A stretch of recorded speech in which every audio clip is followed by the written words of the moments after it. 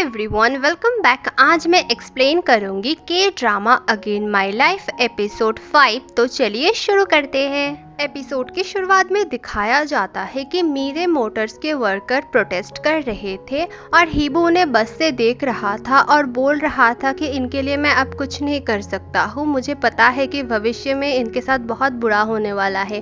फिर वो चला जाता है। चौथे सब भी कार से ये सब कुछ देख रहा था। वो जीहुन को बोलता है कि इनके लीडर के साथ मेरी मीटिंग फिक्स करो। फिर वो लीडर से मिलते हैं और बोलते हैं कि आपके लिए मेरे पास एक अच्छा ऑफर है, आप ये प्रोटेस्ट रोक दो, फिर हम दोनों बहुत अच्छे से मीरे मोटर्स को चला सकेंगे। हीबू न्यूज में देख रहा था कि चौथे सब ने प्रोटेस्ट रोक दिया है। हीबू बोलता है कि मेरे पास्ट लाइफ में जो कुछ हुआ था वो सब कुछ एक जैसा नहीं हो रहा है, ये बिल्कुल अलग है। न्यूज में दिखाया जा रहा था एक 40 साल के आदमी ने अपने ही दोस्त को स्टैप करके मार डाला है पैसों के लिए। हीबू वो देख रहा था और बोल रहा था कि ये केस मुझे पता है। पुलिस वो मर्डर फिर से रिक्रिएट कर रहे थे, लेकिन वो आदमी चिल्ला चिल्ला के बोल रहा था कि मैंने ऐसा नहीं किया है, मेरा एक लड़का है, मैं उसके लिए ऐसा कभी नहीं कर सकता हूँ, प्लीज मुझे छोड़ दो। और फिर पुलिस उसे ले जा रहे थे और लोग बहुत ज्यादा बुरा भला बोल रहे थे। फिर उनका लड़का आता है और चिल्ला रहा था कि मेरे डैड ऐसा कभी नहीं कर सकते, प्लीज उन्हें छोड़ दो। और साइड में एक लेडी बहुत ज्यादा हंस रही थी। हीबू उस लड़के के पास आता है, बोलता है तुम्हारा नाम पार्क सांगमैन है ना? वो बोलता है हाँ, तुम कौन हो? हीबू बोलता है कि मैं तुम्हारे फादर को जस्टिस दिलाऊंगा, लेकिन मेरी एक शर्त है, तुम्हें स्कूल जाना बंद नहीं करना होगा, तुम्हें अपनी पढ़ाई जारी रखनी होगी क्योंकि बहुत ज्यादा टाइम लगने वाला है। हीबू सोचता है कि इस केस को जस्टिस मिलने में 10 साल लग गया था, लेकिन इस बार मैं 10 साल नहीं लगाऊंगा, बहुत कम टाइम में मैं जस्टिस दिलाऊंगा। सांगमैन पढ़ाई कर रहा था, दूसरे बच्चे उसे बहुत ज्यादा चिढ़ा रहे थे। वो पढ़ाई में बहुत अच्छा था, उसके हाईएस्ट मार्क्स आते थे और लोगों की बात सुन के भी वो पढ़ाई कर रहा था क्योंकि हीबू ने उसे बोला था कि अगर तुम्हारे फादर वापस आए तो तुम उन्हें दिखा देना कि तुमने पढ़ाई करके बहुत कुछ कर लिया है। हीबू प्रोसिक्यूटर जांग ह्योन के पास आया था वो केस लेके, और जांग ह्योन पहले बोलते हैं नहीं यही मर्डरर है, हमें तो ऐसे ही दिख के लग रहा है। फिर हीबू बोलता है कि नहीं,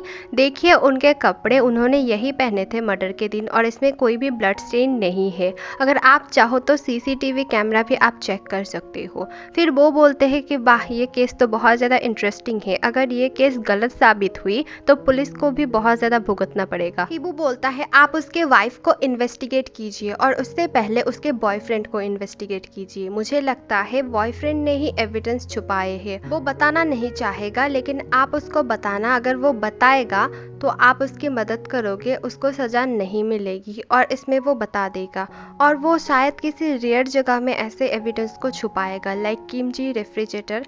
और तब जांग हंसते हैं कि ऐसा नहीं हो सकता है, ऐसी जगह कौन छुपा सकता है। जिनका मर्डर होता है उनके वाइफ के बॉयफ्रेंड को इन्वेस्टिगेट किया जाता है और वो सब कुछ बोल देता है। जिस आदमी का मर्डर हुआ था उनकी बीबी का इन्वेस्टिगेशन चल रहा था, वो अपना गुनाह कबूल नहीं कर रही थी। तब उसका बॉयफ्रेंड आता है और वो बोलता है कि जिस दिन मर्डर हुआ था उसने मुझे कॉल किया था, फिर मैं जब गया वो बोलती है कि अब इसका सारा पैसा हमारा है और मैंने देखा उसने उसके हस्बैंड को मार डाला है। फिर वो बोलती है कि उसका सारा एविडेंस मैं छुपा दूं कहीं पे। प्रोसिक्यूटर पूछते हैं क्या तुमने अपने हस्बैंड को मार डाला? वो बोलती है हाँ मैंने मार डाला। वो बोलते हैं क्यों?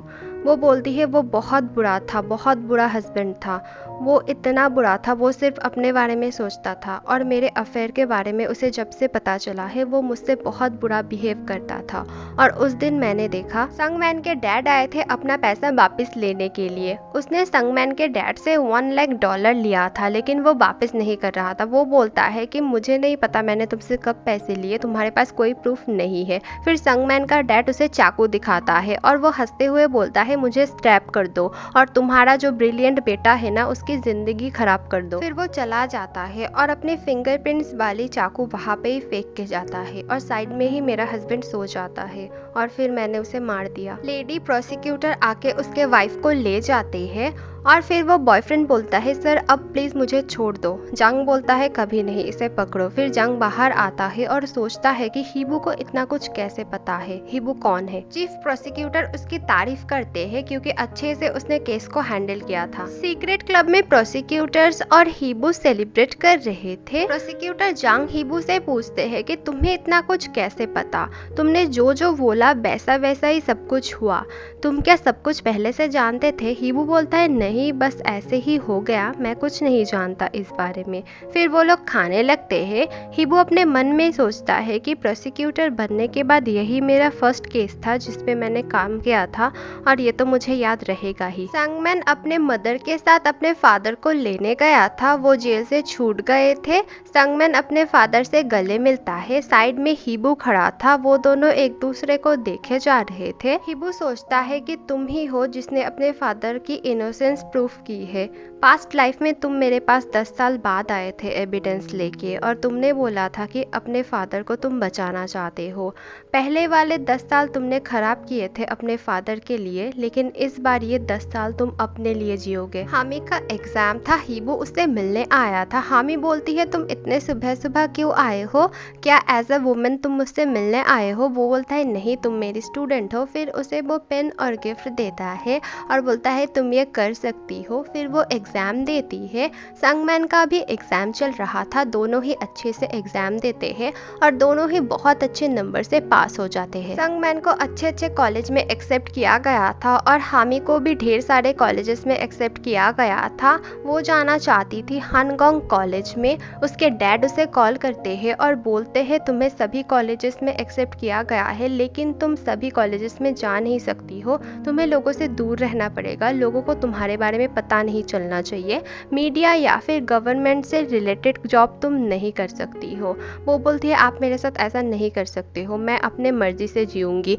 वो बोलते हैं नहीं, तुम्हें अगर जीना है तो तुम्हें मैं ऐसी कंट्री में भेज दूंगा जहाँ पे तुम अपनी भाषा भी नहीं बोल पाओगी, तो तुम मेरे हिसाब से चलना। हामी और हिबू मिलते हैं। हामी बोलती है कि वो हानगोंग कॉलेज में जाना चाहती है और वो जर्नलिज्म लेके पढ़ना चाहती है। हिबू बोलता है कि तुम बहुत अच्छी रिपोर्टर बनोगी। हामी बोलती है तुम्हें कैसे पता कि मैं रिपोर्टर बनना चाहती हूँ, मैंने तो कभी किसी को नहीं बोला। हिबू बोलता है नहीं, जो भी जर्नलिज्म लेके पढ़ते हैं वही तो रिपोर्टर बनते हैं। असल में पास्ट लाइफ में हामी शायद रिपोर्टर थी, इसीलिए हिबू को पता है।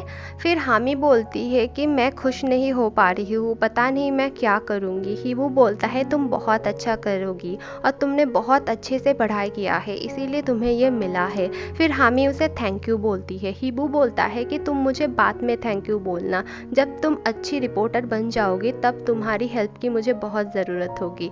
वो बोलती है हाँ तुम्हारी मैं हेल्प करूँगी। हामी बहुत सैड थी, हिबू उसे देखे जा रहा था। हिबू अपने मॉम डैड के पास रेस्टोरेंट में जाता है। उसके मॉम डैड टेंस थे। वो बोलते हैं तुम्हारे लिए मिलिट्री ज्वाइनिंग का लेटर आया है। वो बोलता है फिर से मैं नहीं जा रहा हूँ। उसका डैड बोलता है फिर से मतलब, ये पहली बार है और तुम्हें जाना पड़ेगा, मैं भी गया था और मैं बहुत ज़्यादा बहादुर था, मैं ये करता था वो करता था। उसकी मॉम बोलती है आप सिर्फ अनियन छीलते थे, मुझे पता है। वो बोलते हैं अरे नहीं, एक दिन मैं 1000 अनियन छील रहा था, तुम्हारी मॉम उस दिन मुझे विजिट करने गई थी और हाँ उस दिन तुम्हारी मॉम थी, दूसरे दिन वापस आई थी और उसी दिन तुम हमारी ज़िंदगी में आए थे। और उसकी मॉम बोलती है प्लीज़ आप चुप कीजिए। हिबू हंसता है और बोलता है ओके तो मैं मिलिट्री ज़रूर ज्वाइन करूँगा। फिर वो क्यूरी और मिंसू को बताता है कि वो मिलिट्री ज्वाइन कर रहा है। फिर वो दोनों बोलते हैं कि हम तुम्हारे पहले ही प्रोसिक्यूटर बन जाएंगे, फिर तुम्हारे ऊपर हम ऑर्डर देंगे। फिर वो लोग हंसते हैं। फिर वो बोलता है ठीक है मैं चलता हूँ। मिंसू बोलता है रुको और एक बात, हिया 2 दिनों में जाने वाली है, वो विदेश जा रही है अपनी पढ़ाई करने के लिए। हिबू बोलता है ओ अच्छा। हिबू मिस्टर बोयोंसो के पास जाता है और बोलता है आपने मुझे इतने सारे पैसे दिए हैं, लेकिन अब मैं बहुत सालों तक नहीं रह पाऊंगा, मुझे मिलिट्री ज्वाइन करनी है और इन पैसों को मैं सेफ और ग्रो भी करना चाहता हूँ, इसीलिए मैं आपको ये रखने के लिए दे रहा हूँ। वो बोलते हैं कि हाँ मैं वापस नहीं ले रहा हूँ, मैं बस रख रहा हूँ और मैं तुम्हारे लिए इन्हें अच्छे से रखूंगा और ग्रो भी करूंगा। फिर वो दोनों बाय बोलते हैं। हिबू के मॉम डैड बहुत ज्यादा रो रहे थे और वो जाने लगता है। बाहर आके देखता है कि उसके लिए हिया वेट कर रही थी। हिया बोलती है तुमने मुझे नहीं बताया, मुझे बुरा लगा। हिबू बोलता है तुमने भी तो मुझे नहीं बताया था। फिर हिबू और हिया जाने लगते हैं। हिया हिबू का हाथ पकड़ लेती है चलते हुए। हिबू बहुत घबरा जाता है। हिया बोलती है कि मेरे फादर के बाद मैंने पहले किसी का हाथ पकड़ा है और वो तुम हो। और फिर दोनों एक दूसरे को बाय बोलते हैं और दोनों ही चले जाते हैं। स्टोरी 7 ईयर बाद शिफ्ट होती है और हिबू अब एक प्रोसिक्यूटर बन चुका था। उसने अपने ट्रेनिंग के अंदर ही पास कर लिया था और वो बहुत अच्छे रिजल्ट से पास हुआ था। 15 साल में कोई भी इतना अच्छा रिजल्ट नहीं कर पाया था और सब लोग उसके बारे में बोल रहे थे। हिबू ने एक करप्टेड एरिया में ज्वाइन किया था और वहाँ के चीफ प्रोसिक्यूटर थे जियोन सीक्यू। और वो जियोन सीक्यू को बार बार बोल रहा था कि आपको मैं सियोल लेके जाऊंगा ही, और वो बोल रहे थे कि मैं नहीं जाने वाला और तुम ऐसे मत बोलो, तुम्हें बस अपना काम करना है। और वहाँ के नेता मंत्री, बड़े बड़े लोग और बड़े बड़े गैंग मेंबर्स मिले हुए थे और वो चीफ प्रोसिक्यूटर से बहुत ही बुरा बर्ताव करते थे। वो अपने झूठे बर्तन में ही उनको खाना खाने को देते थे और वो खा भी लेते थे। हिबू को ये सब देख के बहुत बुरा लगता था और वो उन्हें बोलता है कि आपने पास्ट में कितने अच्छे काम किए हैं, आप सियोल चलिए, ये जगह आपके लिए नहीं है। वो बोलते हैं नहीं, मैं नहीं जाने वाला। हिबू के ऑफिस में कोई भी अच्छे से काम नहीं करता था। हिबू जबरदस्ती सबसे काम करवाता था। हिबू बोयोंसो से मिलने जाता है। वहाँ पे होता है संगमैन। संगमैन बोयोंसो के पास ही रहता था। हिबू ने उसे उनके पास छोड़ा था और बोयोंसो का बहुत ख्याल रखता था वो, और उन दोनों की रिलेशन बहुत अच्छी थी। पास्ट में संगमैन हिबू के पास आता है और बोलता है कि वो उसे रिपे करना चाहता है और वो उसका असिस्टेंट बनना चाहता है। वो हांगकुक यूनिवर्सिटी में पढ़ता है हिबू की तरह ही और वो बहुत ज़्यादा ब्रिलियंट स्टूडेंट है। उसे हर सेमेस्टर में स्कॉलरशिप मिलती है और ये सब वो बोले जा रहा था और हिबू हंसता है। फिर वो उसे बोयोंसो के पास लाता है और बोलता है कि जब तक मैं ना लौटूं इसे अच्छे से सिखाना सब कुछ, और ये भी आपका बहुत ख्याल रखेगा। एक हिडन प्लेस में गैम्बलिंग हो रही थी। वहाँ पे हिबू और संगमैन जाता है। हिबू खेलता है। आसपास के लोगों के एक्सप्रेशन से ही उसे पता लग रहा था कि अगर वो 6 बोलेगा तो वो हार जाएगा, 7 बोलेगा तो वो जीत जाएगा। लेकिन वो जानबूझ के 7 बोल के फिर 6 बोलता है और वो हार जाता है। संगमैन भी उसे बोलता है मुझे पता है तुम्हारे पास कोई ना कोई पर्पस है, इसीलिए तुम जानबूझ के हार गए। हिबू हंसता है। गैम्बलिंग क्लब में एक लड़की खेल रही थी, उसका नाम है दो हवा जिन, और हिबू उससे हैंडशेक करने के बहाने उसके हाथों में एक नोट छोड़ता है, अपना नंबर छोड़ता है और बोलता है कि मुझे तुमसे बात करना है। अगले दिन वो दोनों रेस्टोरेंट में मिलते हैं और वो लड़की बोलती है क्या तुम मुझ पे इंटरेस्टेड हो? वो बोलता है नहीं, ऐसा क्यों लगा? बोलती है मुझे पता है तुम जानबूझ के हारे हो, तुम्हें क्या चाहिए? वो बोलता है मुझे तुमसे इंफॉर्मेशन चाहिए, मैं एक प्रोसिक्यूटर हूँ और मुझे तुमसे याची गैंग के बारे में इंफॉर्मेशन चाहिए जो तुम्हारा गैम्बलिंग क्लब चलाता है।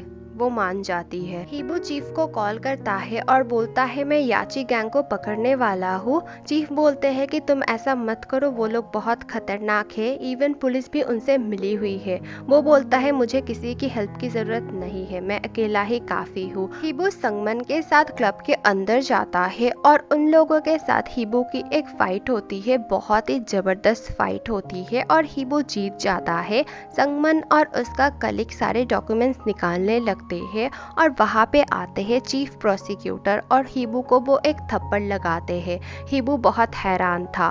एपिसोड 5 यहीं पे खत्म होती है। अगली वीडियो बहुत जल्द आएगी, थोड़ा सा वेट करना। Thank you for watching, bye.